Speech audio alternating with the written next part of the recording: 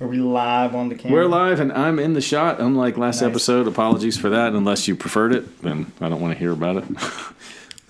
Fair enough. The what are your notes? My first note says. Oh, I don't have any. I had brought this to make them. If I. Oh, okay. My first note says living is important. There you go. I thought it is. Yep. Because it's funny because I watched that part where we sort of decide at the end of the last episode what we're going to do, and it was me talking about the human condition as told by the story of Adam and Eve of like humans are flawed, and so we must be punished and forced to live this life that makes us face our ineptitudes. Like we never get better, we never reach enlightenment. It's a journey, but the goal is like to address these quote unquote shortcomings. This idea that in the case of humans, in the story of Adam and Eve, women are terrible and they hold men back, or whatever that story is supposed to mean. But that there is some artifact of being a human that we're going to err. We can't be perfect. We're gonna make bad decisions, and somehow. Because we still have to live our lives, I think was the context. And so we were like, yeah, living is important. You have to continue to live, even though you're going to fail. Right. You're going to have screw-ups. Yeah. I think that was I don't know if that was enough context for what we'll do today, but. Yeah. So we were talking about global values collectively, and I think we were trying to go towards what do you do in real time in terms of global values? Yeah, right. Like, how do you practice your values, I guess? Right. Is that and so I think... How do you live them? Yeah, right. And I think for me is... We talk about this all the time, so it's like... It's practice.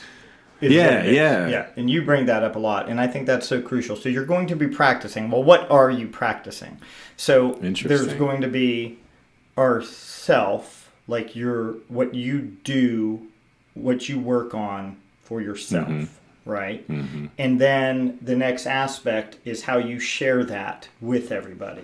Man, that whole duality is like where my head has been for the last 4 weeks or so. And so here's something you've talked a lot, and this is going to switch topics, but it's kind of what we do. It's not completely switching topics, but so we'll get back to what I just said. Yourself, I'm gonna write note. Yourself and sharing. But is the idea that intuition, like what does intuition mean to you? Oh wow. Yeah. Well, I would say, and I think that this is what you're getting at. My intuition is myself, right? It's something that's coming from me, what I've been calling lately my inner world. Mm-hmm. That doesn't have anything to do with what's going on out here, like my Terabithia, whatever, the little world I created for myself. Maybe we all have this. I don't know. I vote yes. Yeah, right. The whole dualism thing. It's like, this is me, and so the voice that I have from inside, that isn't the voice in my head, it isn't the roommate, the omniscient narrator, the internal dialogue, not that voice, but like this other voice that just sort of knows, like a terrible example, but one that's really clear for me is when I used to drink alcohol a lot in college and party, I would watch these people just continue to drink nonstop until either they passed out, they got too drunk, they threw up, whatever. And I always had this little voice in my head that was like, that was enough. You had enough. Just you can stop now and like do something else. I don't know where that came from. It wasn't like somebody talking in my head, but I just knew, right? That's part of my intuition. It was like the protective whatever. And I feel like I have a pretty well-developed inner world, right? I spend a lot of time there, especially in high school, as a result of like a response to trauma, and maybe depression or whatever. So I have that voice that's, I think, more prominent maybe than it is with other people. But I think that's what intuition is. It's just like this knowing what the decision is without really having to think about it or compare and contrast or think about what this person might think or what they might do or the whole list of things that we do. Would you say then that your intuition it lacks any judgment and it lacks any corruption of the way that we mold our humans, so to speak? Yeah, right. Right. It lacks that corruption. Yeah, and so it's like the pure thought. I don't know if I say thought system. Here's my thing: is basically intuition and what a lot of people would call the Holy Spirit, I'm pretty sure are the same thing. And so you've quieted your mind and you've let go of all the judgments you have, all the expectations you have, all the assumptions you have, all the desires you have, all the preferences even you have, honestly. You've taken everything out. And what's left in your mind? Well, first of all, there's not going to be a whole lot left for you. But that what is left is the intuition or the Holy Spirit, or some people call it the still quiet voice. And again, it's not the omniscient narrator that is telling the story of everything, because that's what there's that aspect. And of course, it could be so close to each other, what we kind of call one thing versus other. But so I think, for that, but it hit me. Somebody was talking about intuition and the importance of that. And I was like, well, that's the same way that a lot of people would hear the Holy Spirit. Quiet your mind. You're going to connect with the Holy Spirit. Or I have a voice, the still quiet voice in my mind. Some people it's audible. Some people they just feel like they... Right. It's not necessarily audible, like they know it, Some people it is actually like a demon and an angel on their shoulders communicating with them or whatever. Yeah. And so I mean, I would say that would be the devil is the ego. That's you. Right. Okay. I mean, so anybody there is no devil. There is no devil. The ego is the devil. And that's horrible because it couldn't be any closer. Right? It's right inside of you, right? It's right inside of you all the time. But you have this other thing. Whether if you just called it like, what was my intuition? Okay. Yeah. If you called it the Holy Spirit, okay. Whatever you, still quiet voice, whatever you want to call it, those are the two things. And that's the split. That's the splitting the choir. Now, but you need both of those to function. You need the ego mind to function in the world today. Sure. We talked about that in a couple that's the way episodes. you experience life. Right. And you need it to feed yourself and to have relationships. And because we don't want to be completely isolated from the world. Right. We need to interact with other people. And ideally, we do that. And this is what I was writing about this morning. Ideally, we interact with people in the state of our intuition. But we don't. Ideally, yes, we would. And so that's the goal, a goal. Now, a couple of things you said. One is, I agree with everything you said, except I don't think of my intuition as being active. Like, I don't feel like I can manipulate it in a way to, like you said, like not be judgmental. I'm not postponing or suspending judgment. My intuition just doesn't do it. Yeah, absolutely. It just happens in absence of it. It's right. Yeah, right. Well, that's it exactly. I can't. Yes, I agree totally. I figured you did. I just wanted to sort of point that out. Like, it's not a state of mind we can reach to become whatever. I mean, maybe we can, but it's not. It doesn't work like that for me. I wish I could control when I can access my intuition and when I can't, And I think you can. I think by meditation and journaling and all these other things that we do, we try to be more in that inviting space. I mean, so it's always running. It's like always the background program. Yeah, right. But there's a bunch of white noise. The ego gets in there and is like, no. And it's almost like, a lot of times you see in like little mindful videos or whatever, meditation videos, where it's like, the thoughts are like cars like going by or something, right? And it's like, there's all your thoughts, assumptions and expectations and judgments. And that's all your ego mind doing that. But then really, like, once that would all quiet, there would be like, I can almost picture like a little turtle or something like walking down, like just like, and then that's when you've connected back. Although you were never not connected, well, right? It's always there. Totally. But you've finally quieted everything else of the ego mind. And of course, the thing is, as soon as you have the moment of like doing that, I'm awesome. And be like, you become aware of it, right? As soon as you cross back in, you're like, I was in that mindset. Then it's like, well, now you're out of it because you just it's so true. It's so funny. It's like as soon as you point your awareness at it, it dissolves. Yes. Right. Which is so weird. Which also suggests that the ego and the awareness are somehow sort of like in bed together. But the metaphor I want to add to that, which is so timely, because this is something Neil Jorkland said, the guy that I did the IFS work with for so long, he would describe it this way. And then I just watched this cool documentary with Jonah Hill where he basically interviews his therapist because he loves his therapist so much. He's like, I want to make a movie about you. And it's on Netflix, documentary. I think it's called like Skulky, or it's got a weird one name that starts with an S, which is the guy's last name. Anyway, he uses the same metaphor as Neil, which is not something they made up. It's exactly what you just said, but it's the cloud and the sun. You're right. The sun is always shining.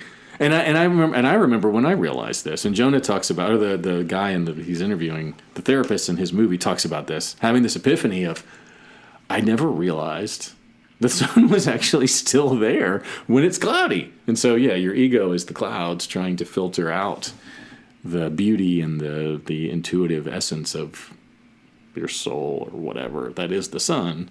Same as you were talking about with the traffic and the turtle. Right. It's always there. That's cool. Yeah, it's always there, but we have these things show up. And those things, the clouds or the cars, can distract us. Yes. And take us down these roads of, this sucks, or, today is dreary. Like Friday or whatever the last day was, it was really cloudy. I was just in a bad mood all day. And I attribute it to the clouds because I couldn't remember, the sun is actually there. Yeah, sure. It's definitely, I think, difficult to not be impacted by it.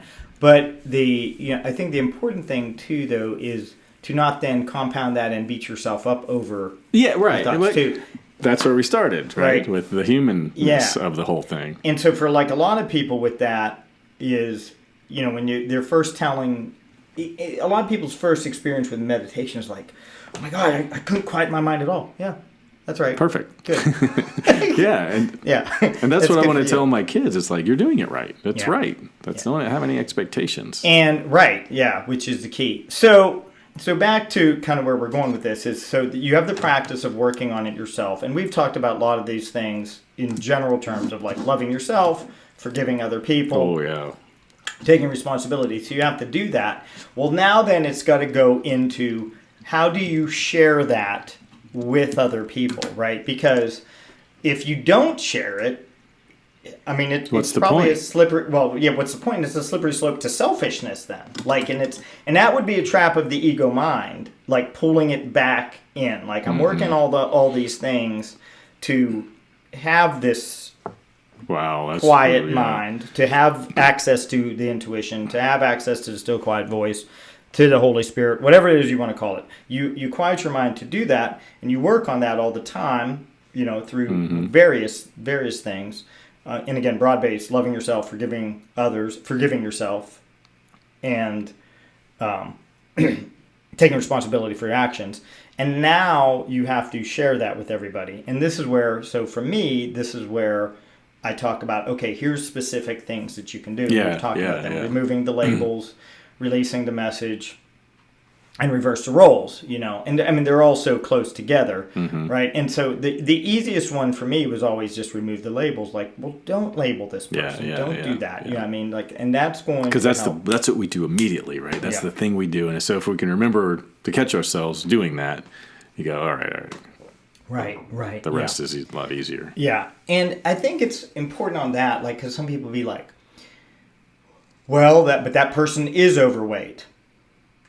And they, might call them fat or something like that. It's like, okay, that is a way to describe the physical body there. But nonetheless, I need to see past that period and not label them that, because however that comes with a negative connotation, in so frequently. And it makes so many assumptions. The biggest one being that for some reason that person has done something wrong or is a bad person, which is what caused them to be this way. You're doing so much mind reading, just all the stuff that's we know is inaccurate. So exactly. And so, I mean, I guess for me then, how do you view? I think a lot of times. For me, the sharing aspect, I just break it down as simple as the things I just said, which is not that they're easy, simple but easy, but it's not necessarily specific things of like, well, what do you do? Well, to me, it doesn't matter if you go to a soup kitchen, or you know, you volunteer at a soup kitchen, you volunteer at a food pantry, you go to a place that just had a tornado or a flood, and you're going to do stuff. Like, none of that. Like, whatever you're called to go do, go do.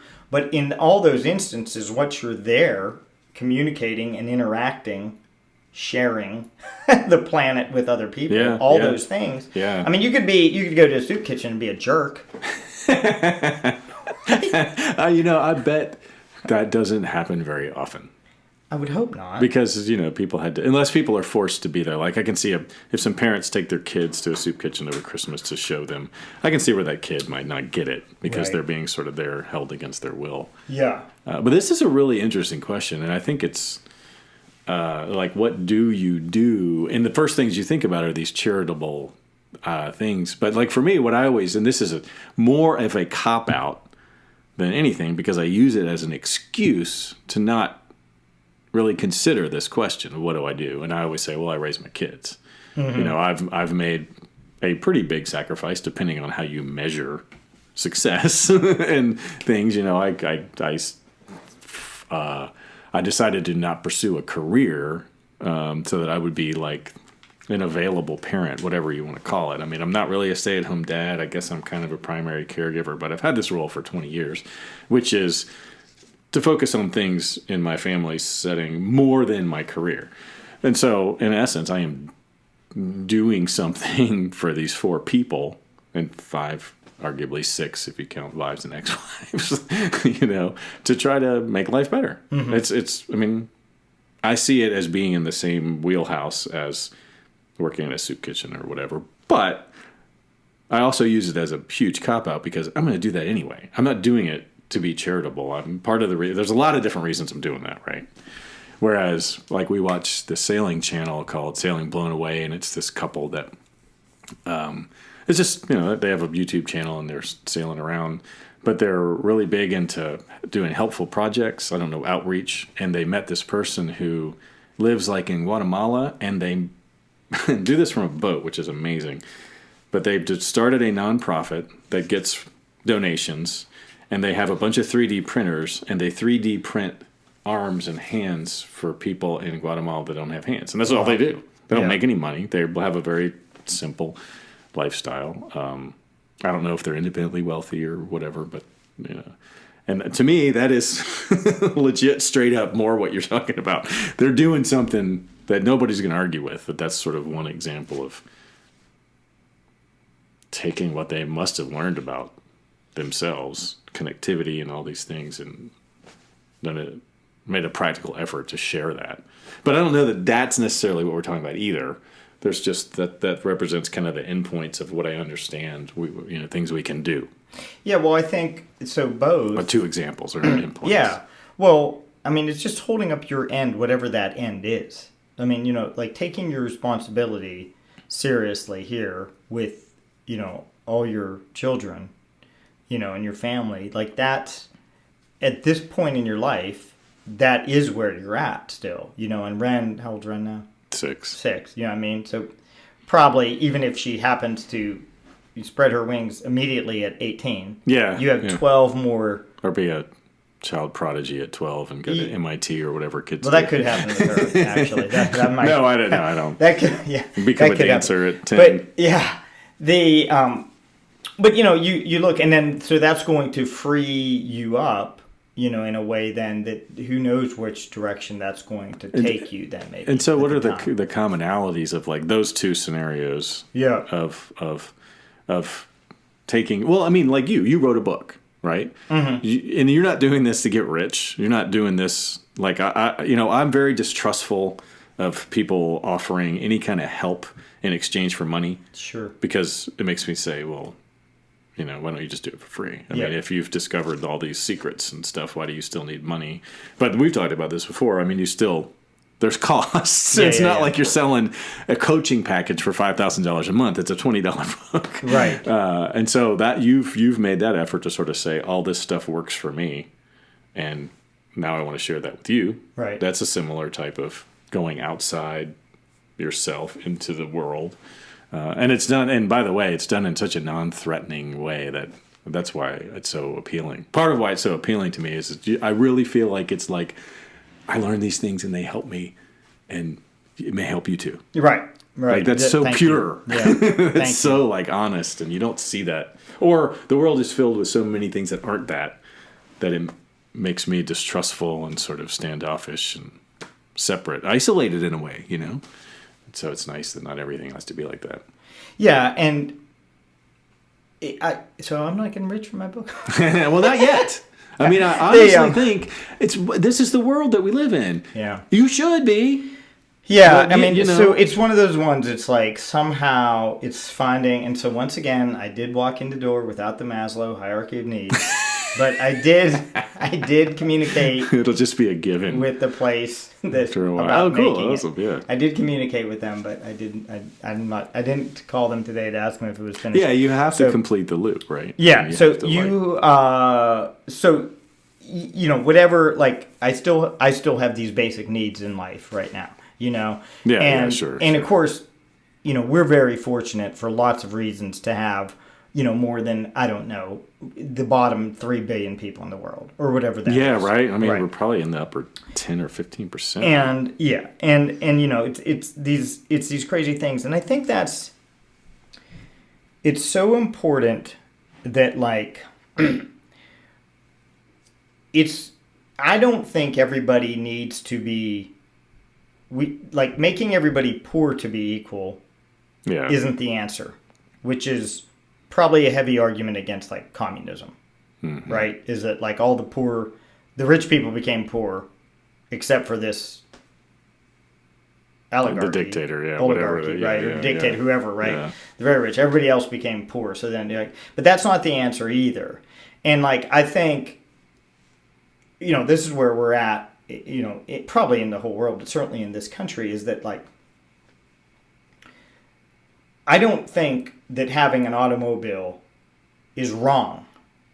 Like, if we could make it where there's significantly less pollution out of them, Yeah, right. We can like, improve it. we can improve this. There would be nothing wrong with having them, right? You know what I mean? Like, we can. That's like our goal to it. And then the goal then is that anybody that wants one should have reasonable access to it, because that's a problem. Besides all the other potential problems of like, I don't know, like a Tesla. Like, it's not like it's like cheap. That just anybody can be like, well, I'd like to do what's best for the planet. Whether that is best or not, that's not even the question here. But like, yeah. Can you do right. what's best It costs because of- more to do good. right, yeah. You know, it costs more to do good. So it's like, Quotes. in theory, right, yeah. And, you know, for a lot of things too, you know, it's Well, like, like I mean, eating, you know, like food. If you Right. want to have a good diet, it's going to cost you more money. It's cheaper to eat it. the one Chips thing, and a lot of times, the only thing I wonder about that is how many people, because they do not get proper nutrition out of their food, more actually junk. spend more yeah. money Oh no, I think on that food. than- absolutely. yeah. Because you're never full. Like I could eat a whole bag of chips and then still Yeah, and be you got hungry. nothing, so you still want something Yeah. else because your So body's there is- still yeah. It may So not you- be cheap. more Right, expensive. yeah. So sometimes I wonder, because the cleaner I eat, almost like the less food I actually have around. Well, I'm having that experience even doing just a very moderate sort of change in my diet. It's changing my relationship with food, which is what you want, right? You don't. It's not about eating chips or eating kale. It's about changing your relationship with food Right. to more of an energetic, yeah. balanced thing, and not a. Right. I don't know what Yeah, there's a great line in Ted Lasso season 2 where he has the episode he, 3.2. he offers the therapist, the psychiatrist, I'm not Yeah, sure yeah. which she's supposed to be, but counselor, psychiatrist Yeah. person, like some sugared biscuits, and she's like, oh, I don't eat sugar, and he's like, oh yeah, you know, I'd much rather say I don't do something rather than adjust my relationship with it, you know. And it's just like, funny. that's it, It right? is. You know, so it's like, and so I mean, that's what, you know, to me, like on the food level, it's like, well, I eat ice cream. You know, I'm trying. Just not every day. Yeah, like, you know, I mean, like, try not to be a glutton about these things, but you know, you don't say you don't want. And again, we've talked about this before too. I think smoking's the one thing that I have a hard time with. That like, some is okay. You know, Well, yeah, because I don't know that you can. I mean, Yeah. and hell, I'm like that with my internet. You know, I can't. police my internet use to a certain degree. I mean, I do. I struggle, like the whole screen time thing or whatever. But yeah, I can't just have a cigarette every once in a while. Right. But that's just because I'm predisposed to. Well, not because I don't know why. As a matter of fact, I asked a guy a question today. Yeah. He's talking about addiction. Like this article was about addiction. He's basically saying addiction makes you crave. And so if you try something, you get addicted to it because you crave it and you have to do it. And now you're in this loop. And I'm like, but wait. In my study of myself and my addictions, I feel like the craving impetus exists in me. And it results in addictions. I don't think the addiction caused the restless yearning. We talked about this too. Urges for whatever. Like I am compelled to be bored or, to whatever, not be able to sit still, whatever it is. And I think this is a human thing. And so it's a matter of how do you deal with that. And of course, like a lot of what you just said, I think these things are artifacts of our relationships with ourselves and the outer world that we're talking about right now. I mean, the things that get in the way of, living our intuition in our communities are the causes of all of these things. Yeah. Are causes of our poor relationship with food, our causes of, not being able to know the sun's out there, our causes of anger and all of it. Let me ask Artifact. this, since we just went through Thanksgiving here in 2022, so everybody watching in 2072, 50 years ago, it was just Thanksgiving. And so how I find it interesting, so many people are so plugged into, and I mean, listen, I did this right. with No my judgment. family too, although I lobbied hard for tacos and did not gain any traction. I'd be there. all But, over you know, that. I mean, it's that, like, you have to have these things. Well, right? our love of traditions and nostalgia are really hard to tease apart, right? I mean, I did this with bluegrass. Is the best example for me. Is when I was a kid, 20 years old, long hair, hippie kid, showing up at bluegrass festivals. I was literally like one of maybe, I don't know, less than 1% of the crowd of the attendees were under 40, right? And the ones that were like 6, right? They're the kids or the grandkids or whatever. I was out of place.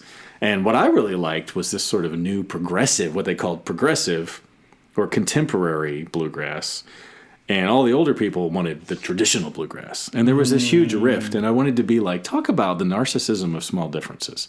We're like one of 300 people in this state that like this music. And yet here we are arguing about these minor little discrepancies about whether or not. But then later in life, I realized you need both.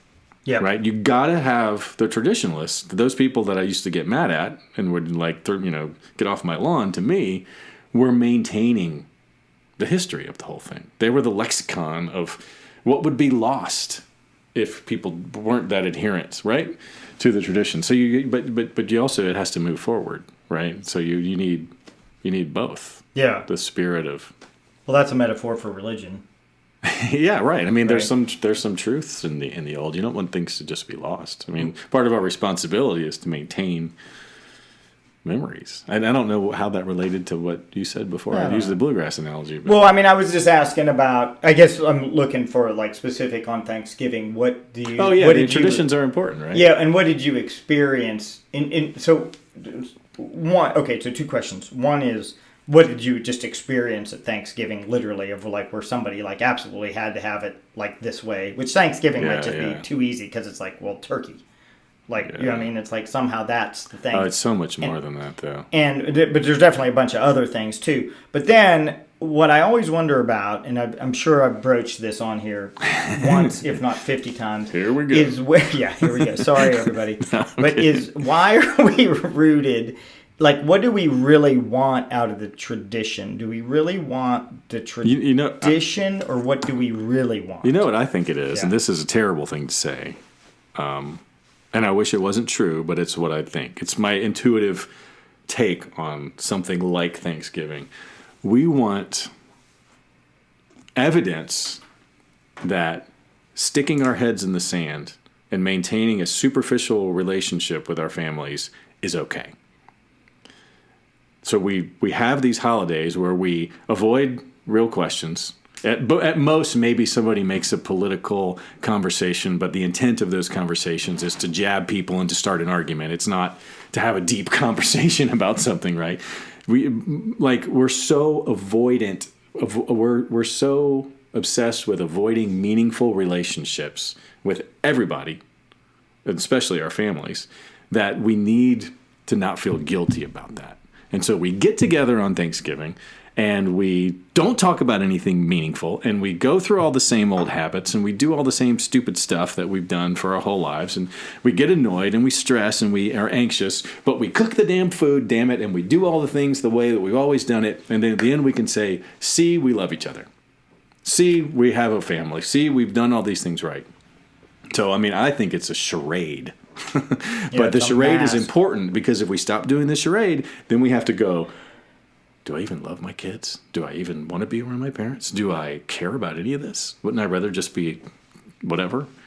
And can I live with myself? You know what I mean? That's a terrible thing to think or say, but I really think that's think in there. I don't think that's a terrible thing to say. I think the thing on that is, so you're right. These things are just masks of tradition that we just keep carrying on. And so I think it's twofold, though. It's like we keep carrying them on the ego level to avoid the confrontation with, dealing with it.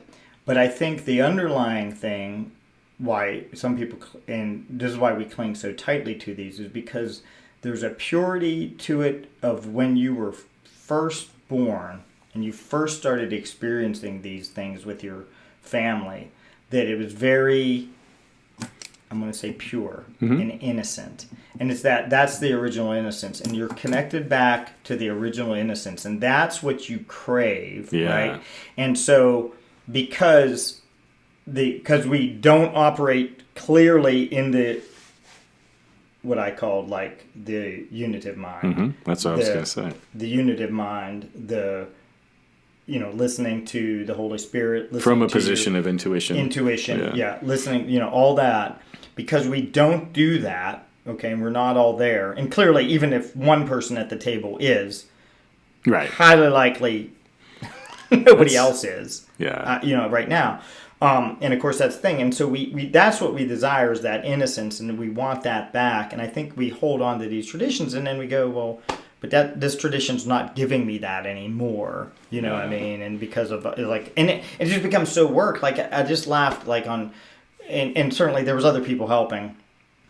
Although I freely admit I did not really help very well this day at all in terms of cleaning up the thing.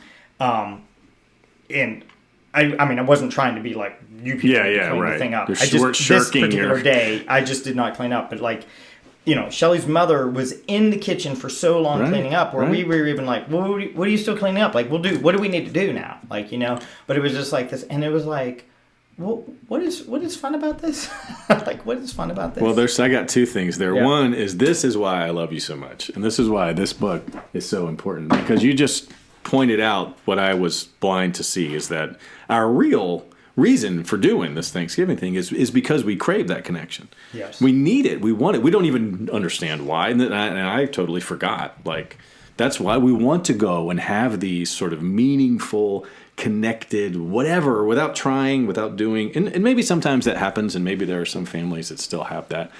So that's the beautiful side of this is, we're still trying, right? We haven't given up. You're unavoidably called towards it all the time. We're called to this connection. Yep. And for me, I get sour about it, which is obviously why I'm looking at the negative side, because I'm always let down. I want it to be this thing, and it's just not.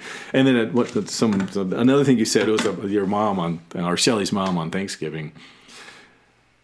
I think about that, all those events, and my kids go to their sort of my ex-wife's family, and it's 100 people.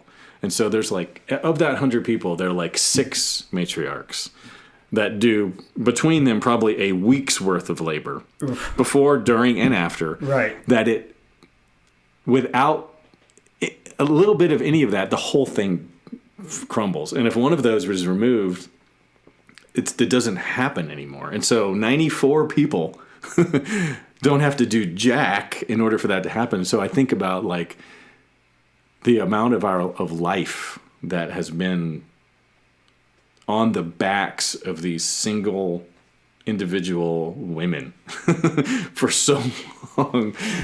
That's inherent in Thanksgiving to me, is I can't help but be like, nobody's doing this year. You are not. Like I'll tell Kathleen, no. Make your cranberry sauce, make your pie that you want. Don't do anything else. Right. Because I can't stand it. Yeah. But anyway. Yeah, it's just interesting. So this is an off the wall question, but do you associate pumpkin pie with Christmas? No. It's funny. I associate pumpkin pie with pumpkin beer. Okay. Because that's how I discovered the connection to the spice regime that makes it. Yeah. And where I learned that this has nothing to do with pumpkin. This has to do with nutmeg, cinnamon, allspice. Right. And you can put that in anything, and which is about the same time the coffee. So no, I don't have any relationship because we didn't do that. Yeah. We didn't do pumpkin pie. I think we had pecan pie. Now, you talk about pecan pie, maybe. That is associated. A little bit It's more. just interesting. The reason I asked that is specifically the Sleigh Ride song, which I actually had to look up. I was like, I wonder how long ago this is. So it's from 1948. Well, that's and it. Wow. In it, they say something like, when we pass around the coffee and the pumpkin pie. And it's about Christmas. And I was like, that song's associated with Christmas. But a sleigh ride, I guess, could also be whenever. Especially 40, 50 years, 67, 70 years ago. And it's just really interesting because I was like, wow. And then, of course, that just leads me to, like, thinking about, man, even in 48, is that, like, I'm not trying to be like where I feel like this sounds like I hate everything, but is that like the entitled position? Like, oh, when we pass around the coffee and the pumpkin pie. Yeah, except for all the people that don't have anything to eat. Well, it's like, do they know it's Christmas time at all? Yeah. Which was talking about Ethiopia, I think, where they aren't Christian. Right. It's like, no, they don't. Yeah. Do they know? Why would they? They do not know it's Christmas, so right? Yeah, it's not the same thing. No, you're not. Well, and so that's an You're not interesting wrong. thing, too. Not that we've probably gone down a different path and exactly where we're at. But, the aspect of, Christmas is a word that has become dual meaning. Man, yeah. Right? Well, it means different thing to different people. And, of course, and there's no disrespect in this of, where the people that will say, like, well, Jesus is the reason for the season. Okay, fair enough, right? Because that is like the birthday thing. But for a lot of people, that is not the connection. And they still celebrate the day of Christmas, It's, and it's really interesting of what that's become, I think. Yeah, me too. I mean, in fact, I was just thinking the other day, I was like, for some reason that phrase came into my head and I was like irritated by it. And then literally about a half a mile later, I saw a sign on the side of the road that said Jesus is the reason for the season. I'm just like, come on, people. Because those statements are designed to be divisive. Yes. Right? That nobody says that because they're like, I believe in it so much that I felt like telling you this. They're like, you're not this way and I'm gonna anyway. Right. But like we tried to raise Ren without any awareness of Santa Claus. Like we don't ever talk about the whole Santa Claus thing. But yet she's all about Santa Claus. Like this is the year where she's picked up enough of it from the indoctrination mechanisms, the domestication processes, friends, whatever. But now she's all TV. Yeah. She's all into Santa Claus. We haven't done anything to. Yeah. We haven't sat down and said this isn't real. Right. Yeah. But. Yeah, and it's interesting too because I think like Santa Claus is so similar to the understanding of like where religion gets stuck. It's like so Santa Claus people get by, like their understanding of it. And, a kid, I don't know, what's 10, 11, 12 kids when you stop thinking, stop believing in Santa Claus. I think we talked about that in the levels of development thing, where I would argue that's the final definitive statement. Right, that is the moment that you change or shift. Yeah, like it's been happening, but now you're aware that like, oh wait, I don't believe in Santa Claus. And I guess what my mean is, and then because then later though you realize that like the metaphorical Santa does matter, right? Well, right. I always say the Polar Express.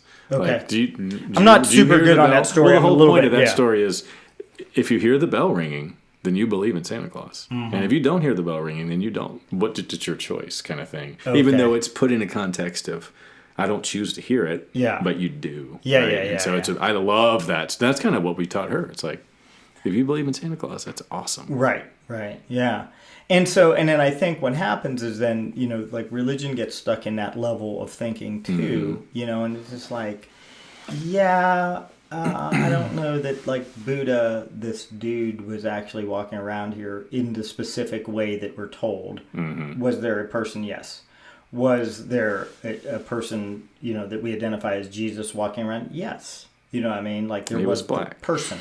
And or Krishna or whatever, whatever deity, Something- personified deity. Something inspired All of those, stories. yes, but then there's more to the story in each case. And of course, like tons of people would just be absolutely argue with me that no, But blah, blah, blah, but at the risk of trying to be right, those people would be wrong. Because if there's, we're teaching Ren history right now. So we've made it up to like the Iliad. Okay. And sort of that, sort of like like Middle Eastern, from Egypt to Mesopotamia to all that stuff. And my take on and my experience in Egypt is that these stories were documented, which to me says it all. Think about any journalist you've ever known. Okay, what's the scoop? Like every time I would be interviewed at the brewery, I'd be like, "Well, we've got some ingredients and we're making beer." And they're like, "No. How about you got locally sourced grain from this farmer who?" And then the story comes out, and I'm like, "We didn't talk about any of this." Right. And that's what all the history I'm teaching Ren. I'm looking at it with that lens of, wow, this is just what ended up on paper. Right.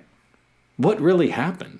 We don't, But that's the thing. Whatever I'm doing in that moment, not everybody does it. And I don't know why I do it. Yeah. But that's what's missing is like we stop. And that's related to this inner world, outer world, intuition, how you interact with yourself versus, the global values that we talked about. Yep. Ought to be, don't believe everything you see. Or I don't know. I don't even know what you call that.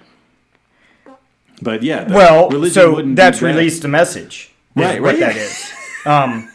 So Yes. that's yeah, Get to the point. Yeah. Right. Yeah. That's the thing. So it's interesting talking about global value system and like the idea of the 10 Commandments. Again, the one thing that thinking about like how this stuff was written down. Like there's so in the whatever movie, like there's an image of Moses coming down with like the 15. things. Well, and then right in history, History of the World Part 1, Mel Brooks. Mel Brooks, right? He has I bring you these 15, these 10 commands, right? So he drops the one, but so what would have really happened there? Did this inscribe with rules inscribed on stone? Right. No, they were not. Okay, in fact. Now, that doesn't dismiss the importance of the messages in them. Absolutely. Right, it does not. And what really was probably happening the then messages. is at the time in this tribe, region, whatever it was, like everybody kept coming and like to Chris, Moses, and was like, "Hey, Chris, blah, blah, blah, this happened. What should we do?" Yeah, right. Okay, right, well, right. we shouldn't be killing people. Hey, Chris, this happened. Well, we shouldn't be stealing. Yeah. Hey, Chris. Well, okay, so then, like, it was like, man, I'm tired of this. I can't be answering these questions every day. Here's 10 rules. Yeah. Well, and check this out. So I'm totally with you. And I was thinking about this. I was watching this awesome new Netflix documentary narrated by Morgan Freeman. It's a nature series. And it was talking about chimpanzees. And I'm just watching these chimpanzees and listening to their stuff. And they're connecting it to like 100,000-year-old DNA, which is part of my side project that I'm trying to do, is use nature as a model to explain our behavior, right? And so I'm looking at these chimps and I'm like thinking exactly about what you just said. When we had language, we could start to tell all these stories, but we had the same intuitive capacity without words and writing for hundreds of thousands of years prior to that. Those chimpanzees that I'm watching, they have a code. They all know this global value system. Mm-hmm. And if somebody steps out of line, they have mechanisms. None of it's written down. They don't even have the capacity to discuss it. Yep. And so sometimes I think that this global value system or this whatever, the golden rule at the very least, may be intuition. Yeah. It came from somewhere. It existed long before it was written down poorly. It's in our and DNA. it's almost like the process. And this is why I think I got to study the Tower of Babel and the onset of languages and the stories in the Bible about languages. Languages really screwed it all up because it allowed us to color it and misinterpret it, Yep. and then make it permanent, and then What's in the literature, Wrong. or whatever you're reading, watching. yeah, I'm obsessed with When did writing really like become 5,000 years ago. Yeah, I think that's interesting because there's a whole group of people on the planet that would argue the planet is 5,000 years old. Well, yeah, And I'm like, that's pretty crazy. you're right, it is. And when we started recording the stuff. Well, yeah, but well, it was then- going on before. But then And even if it was 10,000, like, okay. well, if you want to have your mind blown, though, that's writing. That's sort of Yeah. like his history. Yeah, right? yeah. You can go back 100,000 years, I think. I may be inaccurate, but it's a big number, and find like cave paintings. and Yeah, shit. absolutely. So that's what I'm getting at. When I heard that, I was like, oh and my it God. took us that long to go from and now we're just back to emojis. It took us that long to we screw had it it up. to begin with. And think about, to screw it up. We Yep. really emojified whatever system of communicative meaning in the Ten Commandments that we had before that in my mind was working really good. Yep. Like, it didn't have to be written down. And it probably, what many people say, and I don't know, it seems accurate. When you got 20 or 30 or 40 or 50 or 100 people, maybe that's enough. But then it gets complicated because there's too many numbers and all these other things. But yeah, that show is really, I'm in this weird, like, what happened between the breaking away, the creation of Homo sapiens and sort of us being not a hybrid, a hybridization of whatever, 200,000 years ago, and like 10,000 years ago when they say we switched from being hunter-gatherers to agriculture, which is also a lie, an oversimplification of, 100,000 years squeezed into a moment. Sure. Like, what Yeah. was going on? Like, Well- I think we knew a lot of stuff. Yeah. Like, we were super... Right. It wasn't, people will say technology is so great because now we don't die. Think about 50,000 years ago when everybody lived to be 20, and, I'm like, Yeah. it's your story's off. Right. So not to switch, but No. Sorry for that. Well, no, that was super the- good. What it was interesting because last week we talked about a little bit about, I think both your daughters are kind of multiple majors with marketing and psychology. And Yeah, kind of the yeah, way- yeah, Have you yeah. seen the new Christmas movie Spirited with Ryan Reynolds and Will Ferrell? I saw that it existed, but no. Okay, I haven't seen well, it. you need to watch Okay, that. awesome. Well, Because- obviously, just because. It's still, I mean, They're well, so it's funny. super good, and of course there's other lessons that might appear in that book in there too, Yeah. But it's really interesting because you had just talked to me about your daughters and that aspect, Yeah, and yeah. then I watched this movie, and I'll let you watch it. We won't spoil it for anybody here first. Save it for. But Well, yeah, it's- we're it's still worth 4 it. weeks away from Christmas. So Yeah. So Awesome. it's good with those two, and it actually, to me, that was a movie that, like, early on, I mean, I think this happens in movies. Early on, I'm like, is this good? Yeah, right. I Where don't are we know going yet. with this? And then it like got rolling. It was like, okay, this is good. I'm in. Awesome. So yeah. Whereas this documentary series I'm talking about on Netflix, from the first second of the show, I'm like, oh. You're in. Yeah, and then there was a moment about 10 minutes in where I'm like, oh, I'm not into this because I don't like charismatic megaphone. I hate nature shows that are only about elephants. Mm-hmm. And it started with the cheetah, and I'm like, you know what? Phone it in. You can't find a more interesting animal. But then I see what they're doing. They're using the cheetah's life, but they're referencing hundreds of thousands of years of evolution to get it to and I'm like, and then Morgan Freeman's voice and like all of it. I was like continually blown away by and of course I don't remember the name of it. But yeah, I know what you mean. Where you're sort of like, is it a National like Geographic thing? I don't even know. It's like right now this week, November 30th, 2022. It's like number 9 in the top 10 Netflix things. So if you turn on Netflix, it's like that's what everybody's watching. I'll have to look for that. And I am not a fan of those things generally because my wife is, and I'm just like, man, I don't want to see another like a bunch of hippos and everything's great. And, Yeah. but this is not that. Yeah. You watching Snoop And Dogg narrate him instead. Have you seen those? No, but I'd like Snoop Dogg too. See. But Morgan, how come? This is a complete tangent, and we got to stop soon. But I want to be a voice actor. Like, to me, that's the best job in the world. But you're blessed with the voice or you're not. Like, you either sound like Morgan Freeman, and everybody's like, "Dude, you got to read my book." Yeah. Because we were watching the Lego movie. Did you ever seen the Lego movie? And he's like God. I don't know if it's God or Moses or something, but oh man. Right. like- Yeah, well, of course, he was God in the Jim Carrey movie, too. That's right. Bruce Almighty. And, I mean, it's just, of course, he's in that right there, too. Yeah. Because that voice is so awesome. Dark, Yeah. So this show started out as Global Values and finished as an ode to Morgan Freeman. Well, and the idea that, our intuitions are probably like as unique as Morgan Freeman's voice. And why, if you had something like that, would you not let it fully develop in the world? Like you were saying, you got to share it. Yeah.